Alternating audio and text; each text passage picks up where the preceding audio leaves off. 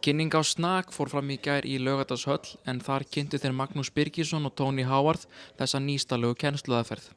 Howard hefur kennt golf í 25 ár og fékk Sinclair verðlaunin árið 2004 fyrir framlag sitt til þróunar golfíþróttarinnar. Hann ferðast nú víða heim og stuðlar að aukinni þátttöku ungra sem aldina í golfi. Snak kennsluaðferð sem hentar sérstaklega vel fyrir nýliða í golfíþróttinni og góðsögnin Jack Nicklaus meðal þeirra sem mæla með Snak. Snak, ja, í orðunum Snak þá það starting new at golf. Það það sem Snak stendur fyrir. Og þetta svona höfðar til byrjanda á öllum aldri. Það eru sumir sem að telja þetta svolítið bara fyrir krakka út af því að þetta lítur þannig út. En þetta eru alvöru kylfur, vel smíðaðar og góðu skafti og alvöru kylfur. Gripið líka svona sérhannað, þannig að þetta hannað til þess að læra. Og þið sjáu hérna, þetta svona eftirlíking á golfkylfu með svona miðju. Og gripið svona hannað á ákveðin máta til þess að taka rétt grip. Síðan eru fleiri, öll þessi tæki sem við sjáum hérna í kringum okkur. Þetta allt saman sérhannað til þess að hafa sem fæst orð og meira svona til þess að láta fólk fara í ákveðnar stellingar og það þjálfast ákveðin tækni bara í leiknum. Þannig að það farið svona í skýr fyrirmæli sem einföld og þannig lærir byrjandinn mjög góða tækni í raun og veru á þess að fatta það. Af því að við golfkennarar okkur hættum svolítið til að vera að segja svo margt að nemandinn hann kannski átta sig ekki alveg á aðalatriðum og aukaatriðum, en í Snakinu þá það mjög skýrt. Þetta virðist svona við fyrstu sýn svona vera ekki bara fyrir krakka, þetta fyrir fólk á öllum aldri? Þetta fyrir fólk á öllum aldri, öllum sem hafa gaman að því að hafa gaman. En þetta svona þjálfa svolítið á leikjum. Þannig að það kannski litirnir og leikirnir gera þetta svona krakkavænt. En fyrir alla sem að vilja skemmta sér, þá sem vilja skemmta sér með krökkunum sínum, þá þetta alveg frábært. Því að það eru allir komnir í jafningja hlutverkið í Snaki.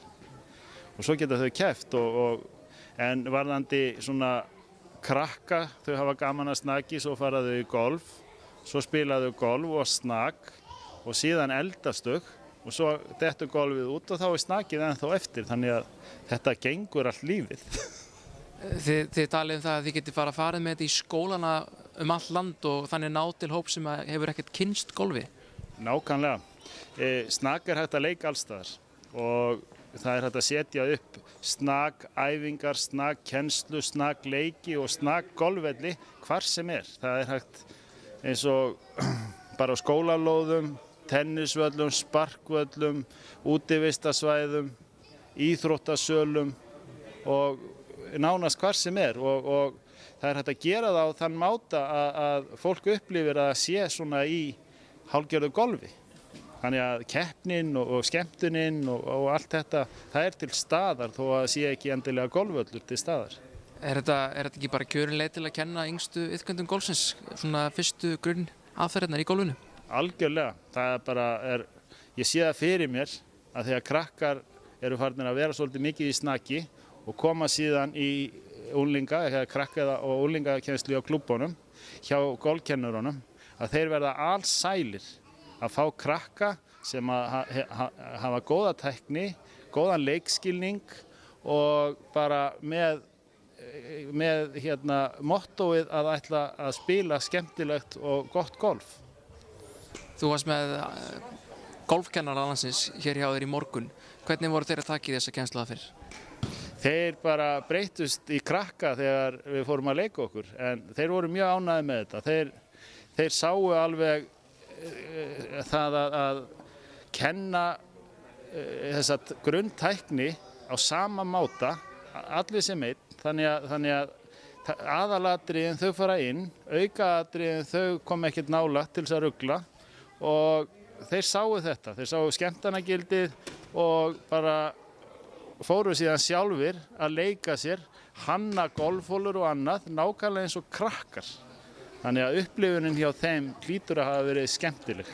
Þannig að búast við að þetta verði bara Venjubundin kennsluaðferðin nokkur ára hér á Íslandi? Já, fyrir byrjendur þá held ég að þetta komi til með að verða svolítið algengt og jafnvel þeir sem að kenna bara hefðbundið, þeir eiga eftir að vera með snak hjálpatækin því að þau eru virkilega góð og einföld í notkun.